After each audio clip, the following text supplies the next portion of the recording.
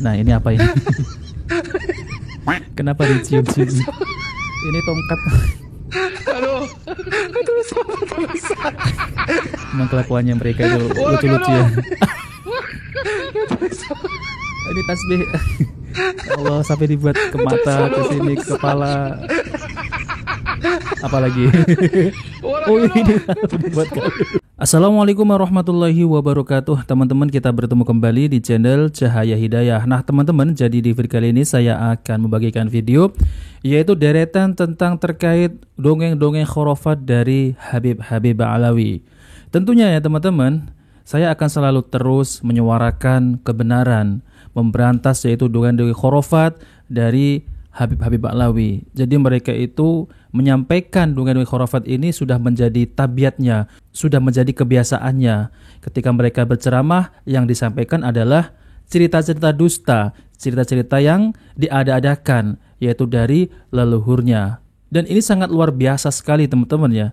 Tentang terkait cerita dusta-dusta ini, khurafat ini, mereka itu sebarluaskan di pengajian-pengajian mereka. Tentunya teman-teman, ini tidak akan menambah keimanan kita kepada Allah Subhanahu wa taala, melainkan ini adalah pembodohan kepada jamaahnya. Nah, oke teman-teman, kita langsung saja mari kita simak yaitu video deretan tentang terkait khurafat para Habib Ba'alawi. menjadi dimuliakan oleh Allah. Bahkan dia bilang, kayaknya ini kota nih mahi minad dunyal bus. Ini bukan dunia kayaknya, bal min jinanil firdaus, tapi potongan surga firdausnya Allah yang Allah letakkan di muka bumi ini. Ada satu kalimat. Orang ini tulis, kata ini orang, itu orang-orang di Tarim lebih mirip dengan malaikat dibanding mirip dengan orang. Ini marketing Tarim ya teman-teman. Jadi mereka itu selalu meninggikan kota Tarim, yang dimana kota Tarim ini pasirnya saja ya, debunya saja itu bisa berubah menjadi emas. Ini kan sangat luar biasa ngibulnya ya teman-teman.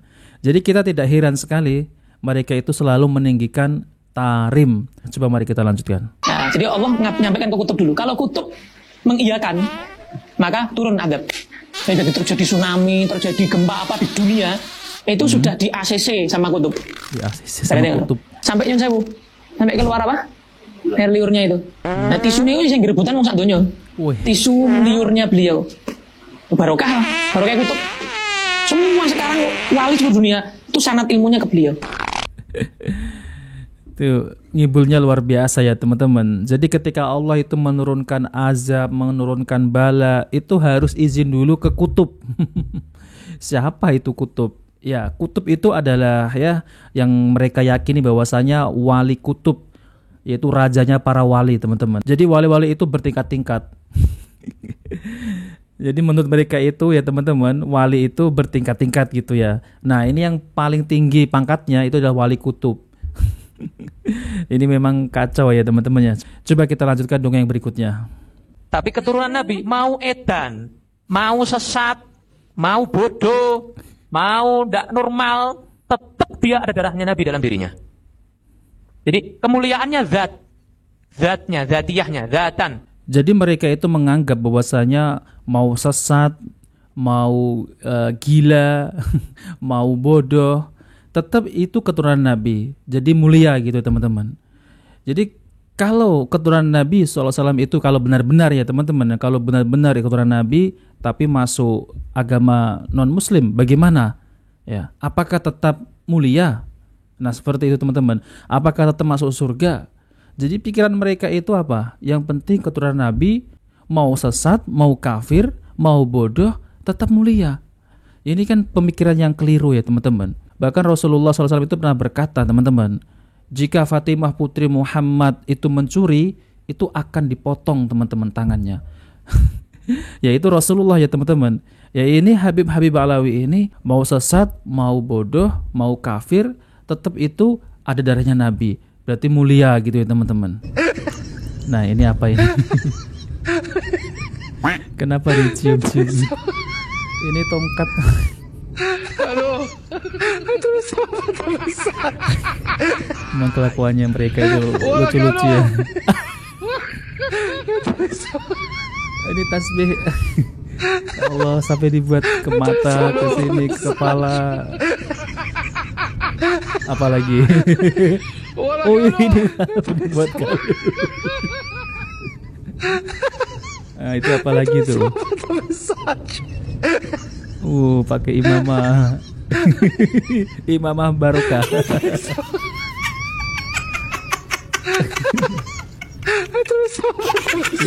Kelakuannya ya teman-teman.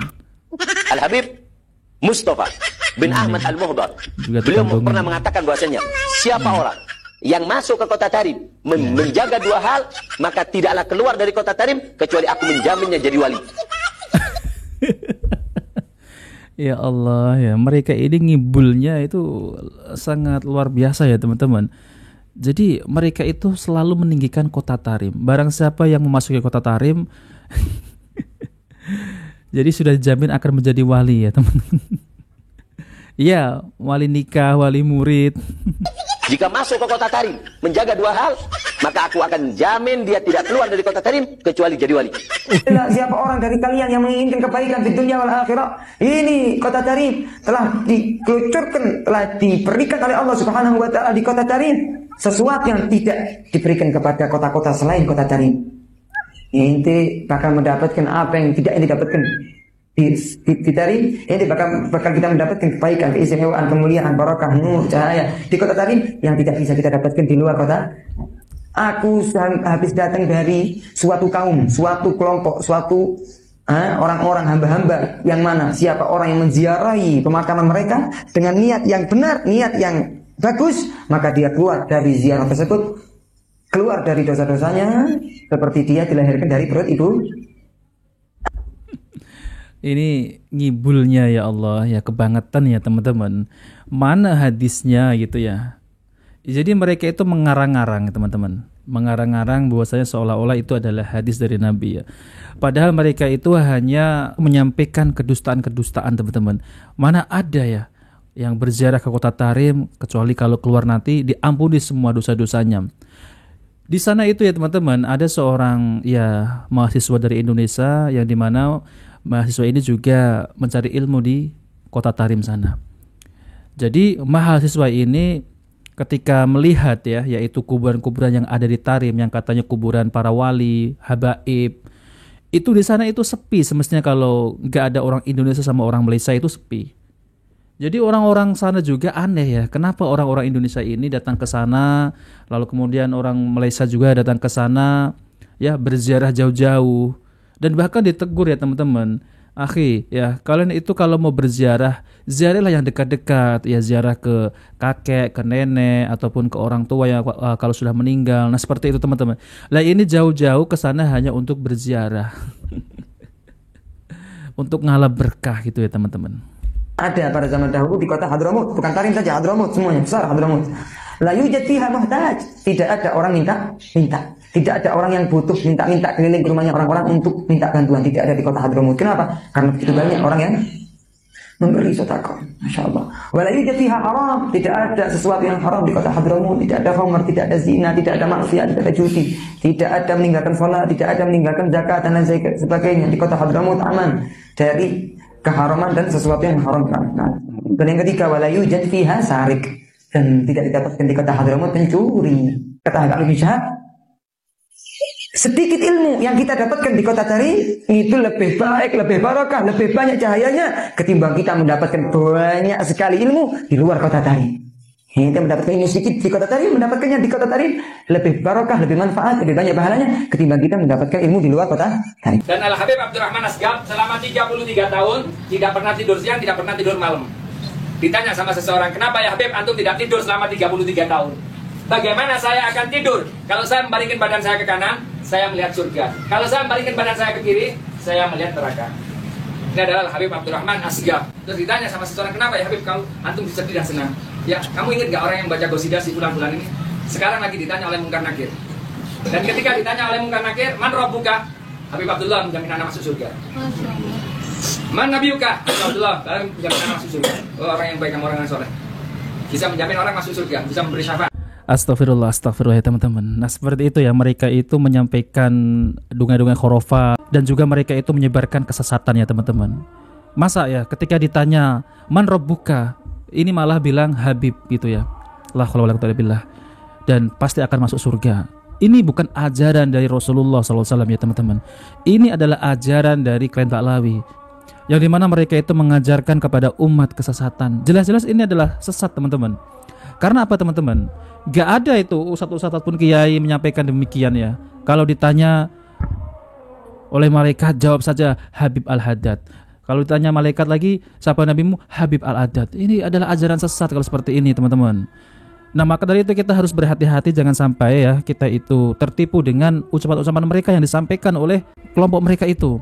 Sangat berbahaya teman-teman. Ini bisa berhubungan dengan akhirat. Jangan sampai kita itu tertipu dengan pakaiannya, dengan gelar-gelar Habib. Belum tentu mereka itu keturunan Nabi SAW.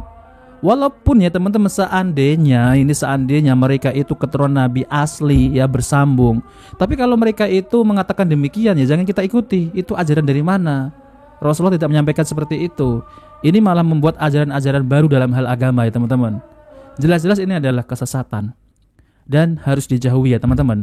Nah oke teman-teman, jadi itu saja yang ingin sampaikan ya, bahwasanya dongeng-dongeng khurafat dari Habib Ba'lawi ini memang sangat menyesatkan sekali, dan bahkan doktrin-doktrinnya ini sangat luar biasa. Nah maka dari itu hindarilah ya teman-teman, jangan sampai kita itu duduk bermajelis ataupun kita itu duduk di pengajian-pengajian mereka, karena kita ini bisa ya tersesat dengan ucapan-ucapan mereka yang sampaikan kepada jamaah. Nah oke teman-teman, jadi itu saja yang sampaikan. Jika video bermanfaat jangan lupa like dan subscribe di channel Cahaya Hidayah.